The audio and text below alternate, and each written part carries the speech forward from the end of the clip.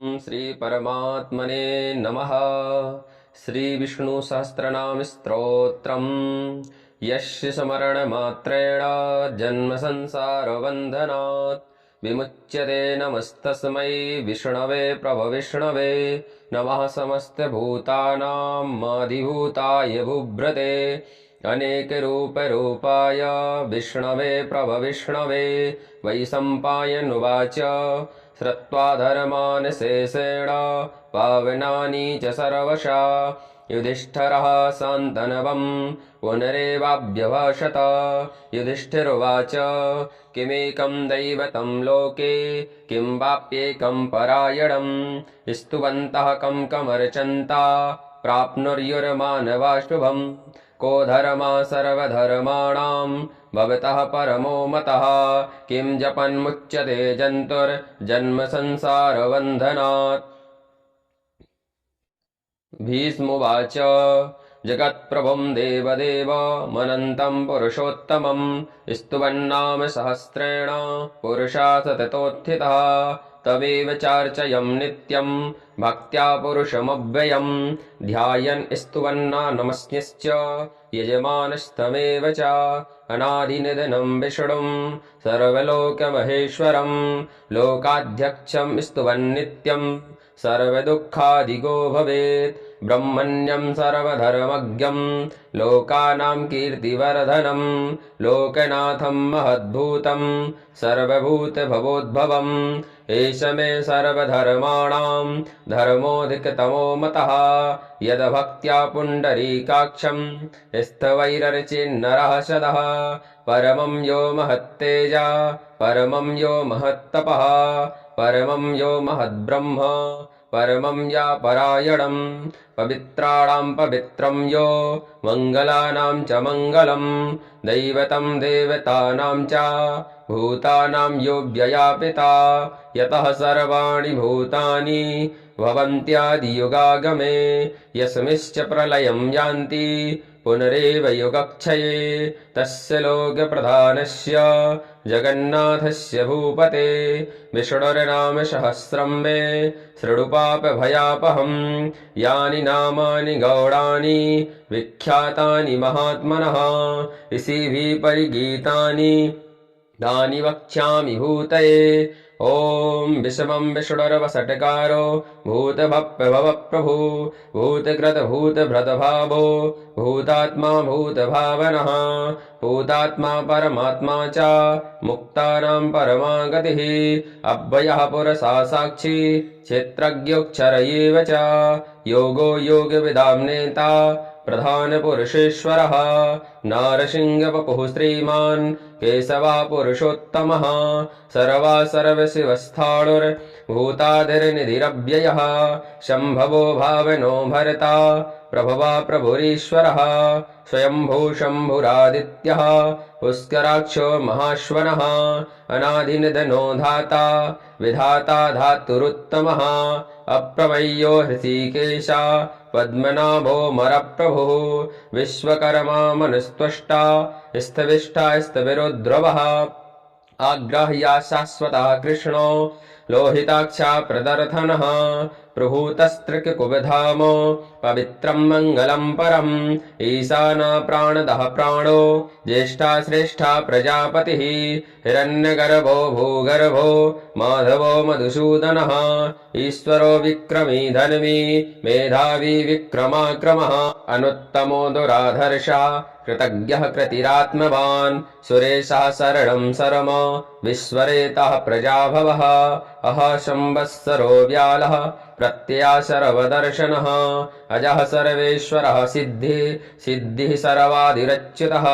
वृषाकपिरमेयात्मा सर्वयोगविनिश्रितः वसुरवसुमना सत्या शमात्मा संमिता शमः। अमोघः पुण्डरीकाक्षो वृषकर्मा वृषाकृतिः रुद्रो बहुशिरा बभ्रुर्विश्वयोनिः शुचिस्रवः। अमृतः शाश्वतः स्थाणुर्वरारोहो महातपः सर्वगा सर्वविद्भानुर्विश्वक्सेनो जनार्दनः वेदो वेदविदग्ध्यङ्गो वेदाङ्गो वेदवित्कविः लोकाध्यक्षासुराध्यक्षो धर्माध्यक्षा कृताकृतः चतुरात्मा चतुर्व्यूहस् चतुर्द्रष्टश्चतुर्भुजः भ्राजशृणुर्भोजनं भोक्ता सहस्रुर्जगदादिजः अनघो विजयो जेता विश्वयोनिः पुनर्वसुः उपेन्द्रो वामना प्रांसुर्रमोघा सुचिरुर्जितः अतीन्द्रः सङ्ग्रहः सर्गो धृतात्मा नियमो यमः वेदो विद्या सदा योगी वीरः माधवो मधुः अतीन्द्रयो महामायो महोत्साहो महाबलः महाबुद्धिर्महावीर्यो महाशक्तिर्महाद्युतिः अनिर्देश्य बपुः श्रीमान् मेयात्मा महाद्रिदिक् महेश्वासो महीभर्ता श्रीनिवासा सतां गतिः अनिरुद्धः सुरानन्दो गोविन्दो गोविदाम्पतिः मरिचिर्दमनो हंसा सुपर्णो भुजगोत्तमः हिरण्यनावा श्रुतपः पद्मनाभा प्रजापतिः अमृत्युशर्वदक्षृङ्गा सन्धाता सन्धिमान् स्तरः अजो दुर्मरषडा शास्त्रा विस्तृतात्मा शुरारिः गुरुर्गुरुतमो धाम सत्याशक्तपराक्रमः निमिषो निमिषास्त्रगवी वाचस्पतिरुदारधिः अग्रणीर्ग्रामणी श्रीमान् न्यायो नेता समीरणः सहस्रमूर्धा विश्वात्मा सहस्राक्षा सहस्रपात् आवर्तनो निर्वित्तात्मा शमधृतः शम्प्रमर्दनः संवर्तको वह्निर्रनिलो धरणीधरः सुप्रसादा प्रसन्नात्मा विश्वदृग् विश्वभुग् विभुः सत्कर्ता सत्कृतः साधुर्जहनुर्नारायणो नरः असंख्ययो यो प्रमेयात्मा विशिष्टाशिष्टकृच्छुचिः सिद्धार्था सिद्धसङ्कल्पा सिद्धिदा सिद्धिसाधनः वृषाहि वृषभो विष्णुर्वृषपर्वा वृषोदरः वर्धनो वर्धमानस्य विविक्ता श्रुतिसागरः सुभुजो दुर्धरो वाग्मी महेन्द्रो वसुदो वसुः नैकरूपो बृहद्रूपा शिपिविष्टा प्रकाशनः ओजस्तेजो धृतिधरः प्रकाशात्मा प्रतापनः रिद्धा स्पष्टाक्षरो मन्त्रस् चन्द्रांशुर्भास्करद्युतिः अमृतांशुद्भवो भानु शशबिन्दुशुरेश्वरः औषधं जगतः सेतु सत्यधर्मपराक्रमः भूतभव्यभवन्नाथा पवनः पावनो नलः कामः कामकृतकान्ता कामः कामप्रदा प्रभुः युगादिकृतयुगावर्तो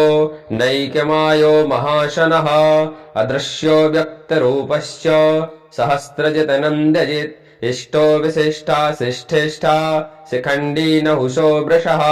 क्रोधः क्रोधकृतकर्ता विश्वबाहुर्महीधरः अच्युता प्रथिता प्राणा प्राणदो वा शिवानुजः अपां निधिरधिष्ठानम् मप्रमत्ता प्रतिष्ठितः स्कन्दा स्कन्दधरो धुर्यो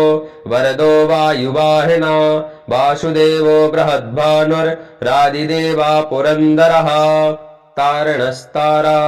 शूरा सौर्यजनेश्वरः अनुकूला सतावर्तः पद्मी पद्मनिवेक्षणः पद्मनाभोरविन्दाक्षा पद्मगर्भा शरीरभृत् महर्धिर्वृद्धो वृद्धात्मा महाक्षो गरुडध्वजः अतुलः शरभो भीमा समयज्ञो हविर्हरिः सर्वलक्षणलक्षण्यो लक्ष्मीवान् समितिञ्जयः विक्षरो रोहितो मार्गो हेतुर्दामोदरासः महीधरो महाभागो वेगवान् मिताशनः उद्भवाचो वणो देवा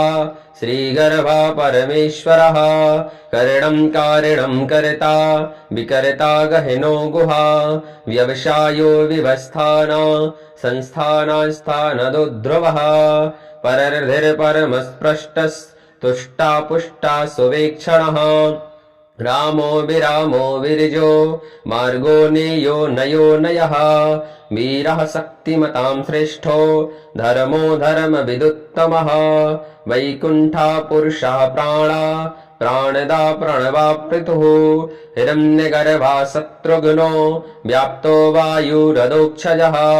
ऋतुषु दर्शनः काला परमेष्ठी परिग्रह उग्रः संदस्सरो दक्षो विश्रामो विश्वदक्षिणः विस्तारः स्थावरस्थाणुः प्रमाणं बीजमव्ययम् अर्थो नर्थो महाकोशो महाभोगो महाधनः अनिर्विण्णः स्ताविष्टो भूर्धर्मयूपो महामखः नक्षत्रनेमिर्नक्षत्री क्षमा क्षामा समीहनः यज्ञयज्ञो महेज्यस्य क्रतुशत्रं सतां गतिः सर्वदर्शी विमुक्तात्मा सर्वज्ञो ज्ञानमुत्तमम् सुब्रता सुमुखा सूक्ष्मा सुघोषा सुखदा सुहृत् मनोहरोजितक्रोधो वीरबाहुर्विदारणः स्वपनः स्ववशो व्यापी नैकात्मा नैककर्मकृत् वत्सरो वत्सलो वत्सी रत्नगर्भो धनेश्वरः धर्मगुद्धर्मकृतधर्मी सदसच्छरमक्षरम् अविज्ञाता सहस्रांशुर्विधाता कृतलक्षणः गवस्तनेमि सत्त्वस्था सिंहो भूतमहेश्वरः आदिदेवो महादेवो देवेशो देवभृद्गुरुः उत्तरो गोपतिर्गोप्ता ज्ञानगम्या पुरातनः शरीरभूतभृद्भोक्ता कपीन्द्रो भूरि दक्षिणः सोमपो मृतपः सोम पुरुजित पुरुषोत्तम विनयो जया सत्यसन्धो दासारा सात्वतां पतिः जीवो विनियता साक्षी मुकुन्दो मितविक्रमः अम्भो निधिरनन्तात्मा महोदधिशयोऽन्तकः अजो महार्हा स्वाभाव्यो जितामित्रा प्रमोदना अनन्दो नन्दनो नन्दा सत्यधर्मा त्रिविक्रमः महर्षि कपिलाचार्या कृतज्ञो मेदिनीपतिः त्रिपदस्त्रिदशाध्यक्षो महाशृङ्गा कृतान्तिकृत् महावराहो गोविन्दा सुषेणा कनिकाङ्गदिः गुह्यो गभीरो गहनो गुप्तश्चक्रगदाधरः वेद्धाश्वाङ्गोजितः कृष्णो दृढः सङ्कर्षणोच्युतः वारुणो वारुणो वृक्षा पुष्कराक्षो महामनः भगवान् भगः नन्दी वनमाली हलायुधः आदित्यो ज्योतिरादित्या सहस्रुर्गतिसत्तमः सुधन्वाखण्ड परशुर्दारुणो द्रविडप्रदः दिवस्पृक्सर्वदिग्व्यासो वाचस्पतिरयो निजः त्रिशामासामगाशामो निर्वाणं भेषजं भिषक् सन्न्यासकृच्छमा शान्तो निष्ठः शान्तिपरायणम् शुभाङ्गा शान्तिदा श्रेष्ठा कुमदा कुबिलेशयः गोहितो गोपतिर्गोप्ता वृषभाक्षो वृषप्रियः अनिवर्ति निर्वित्तात्मा संक्षिप्ता च मिकृच्छिवः श्रीवत्सवक्षा श्रीवासा श्रीपति श्रीमताम्बरः श्रीदा श्रीसा श्रीनिवासा श्रीनिधि श्रीविभावनः श्रीधरा श्रीकरा श्रेया श्रीमान् लोकात्रयाश्रयः स्वक्षा स्वङ्गसतानन्दो नन्दिर्ज्योतिर्गणेश्वरः विजितात्मा विधेयात्मा सत्कीर्तिर्छिन्न संशयः उदीर्णा सर्वतश्चक्षुर्रनीशा शाश्वतस्थिरः भूषयो भूषणो भूतिर्विशोकाशोकनाशनः अर्चिष्मानर्चिता कुम्भो विशुद्धात्मा विशोधनः अनिरुद्धप्रतिरता प्रद्युम्नो मितविक्रमः कालनेमिनिहा वीरा शौरीशूरजनेश्वरः त्रैलोकात्मा त्रिलोकेशा केशवा केशिहा हरिः कामदेवा कामपाला कामी कान्ता कृतागमः अनिर्देश्य वपुर्विष्णुर्वीरोऽनन्तो धनञ्जयः ब्रह्मण्यो ब्रह्मकृत ब्रह्म ब्रह्म ब्रह्म विवर्धनः ब्रह्मविद् ब्राह्मणो ब्राह्मी ब्रह्मज्ञो ब्रह्मणप्रियः महाक्रमो महाकर्मा महातेजा महोरगः महाकतुर्महायज्वा महायज्ञो महाहविः स्तव्यास्तव प्रियस्तोत्रम् स्थितिस्तोतारणप्रियः पूर्णः पूरयता पुण्या पुण्यकीर्तिर्नामयः मनोजवस्तीर्थकरो वसुरेता वसुप्रदः वसुप्रदो वासुदेवो वसुरवसुमना हविः सद्गति सत्कृति सत्ता सद्भूति सत्परायणः सूर्यसेनो यदुस्सृष्टा सन्निवासा स्वयामुनः भूतावासो वासुदेवा सर्वासुरनिलयो नलः दर्पः दर्पदो द्रप्तो दुर्धरोऽथा पराजितः विश्वमूर्तिर्महामूर्तिर्दीप्तिमूर्तिर्मूर्तिमान् अनेकमूर्तिरव्यक्ता सतमूर्तिः सताननः एको नैकाशवाकाकिं यत्तदपदमनुत्तमम् लोकबन्धुर्लोकनाथो माधवो भक्तवत्सलः सुवर्णवर्णो हेमाङ्गो वराङ्गश्चन्दनाङ्गदिः वीरः विषमः शून्यो घृतासीरचलश्चलः अमानी मानदो मान्यो लोकस्वामी त्रैलोक्यधृक् सुमेधा मेझदो धन्या सप्तमेधाधराधरः तेजो वृषो धृतिधरः सर्वशस्त्रभृताम्बरः विग्रहो निग्रहो व्यग्रो नैकशृङ्गो गदाग्रजः चतुर्बाहुश्चतुर्व्यूहश्चतुर्गतिः चतुरात्मा चतुर्भावश्चतुर्वेदविदेकपात् समावर्तो निर्वित्तात्मा दुर्जयो दुरितक्रमः दुर्लभो दुर्गमो दुर्गो दुरावासो दुरारिः शुभाङ्गो लोकशारङ्गः सतन्तुस्तन्तुवर्धनः इन्द्रकर्मा महाकर्मा कृतकर्मा कृतागमः उद्भवा सुन्दरः सुन्दो रत्नलाभा सुलोचनः अर्को वाजिसना शृङ्गी जयन्ता सर्वविजयी सुवर्णबिन्दुरक्षोभ्या सर्ववागीश्वरेश्वरः महाहृदो महागर्तो महाभूतो महानिधिः कुमुदः कुन्दरः कुन्दा परजन्या पावनो निलः अमृतासोऽमृतवपुः सर्वज्ञा सर्वतोमुखः सुलभः सुव्रता सिद्धा शत्रुजिच्छत्रुतापनः न्यग्रोधो धुम्बरो स्वस्थस् चारूढान्द्रनिषूदनः सहस्रार्ची सप्तजिह्वा सप्तैधा सप्तवाहना अमूर्तिर्नघोचिन्त्यो भयकृतभयनाशनः अरुणबृहत्कृतस्थूलो गुणभ्रन्निर्गुणो महान् अद्रताश्वाद्रताश्वास्यः प्राग्वंशो वंशवर्धनः भारभृत्कथितो योगी योगी सा सर्वकामदः आश्रमः श्रावणः क्षामा सुपर्णो वायुवाहना धनुर्धरो धनुर्वेदो दण्डो दमयता दमः अपराजिता सर्वशहो नियन्ता नियमो यमः सत्त्ववान् सात्विका सत्या सत्यधर्मपरायणः अभिप्राया प्रियाहोर्हा प्रियकृतप्रीतिवर्धनः विहाय सद्गतिर्ज्योतिः सुरुचिर्हुतभुग्विभुः रविर्विरोचनः सूर्या सविता रविलोचनः अनन्तो हुतभुग्भोक्ता सुखदो नैकजोऽग्रजः अनिर्विण्णा सदामर्षि लोकाधिष्ठानमद्भुतः सनातनतमः कपिलः कपिरप्ययः स्वस्तिदा स्वस्तिकृत स्वस्ति स्वस्तिभुक् स्वस्ति दक्षिणः अरुद्रः कुण्डली चक्री विक्रमयूर्जितशासनः सप्तादिका शब्दशः शशरः सर्वरीकरः अक्रूरापेशलो दक्षो दक्षिणः चमिडाम्बरः विद्वत्तमो वीतभया पुण्यश्रवणकीर्तनः उत्तारणो दुष्कृतिः पुण्यो दुःस्वप्ननाशनः वीरः रक्षणः सन्तो जीवना पर्यवस्थितः अनन्तरूपोऽनन्ता श्रीर्जितमन्यर्भयापः चतुरस्रो गभीरात्मा विदिशो व्यादिशो दिशः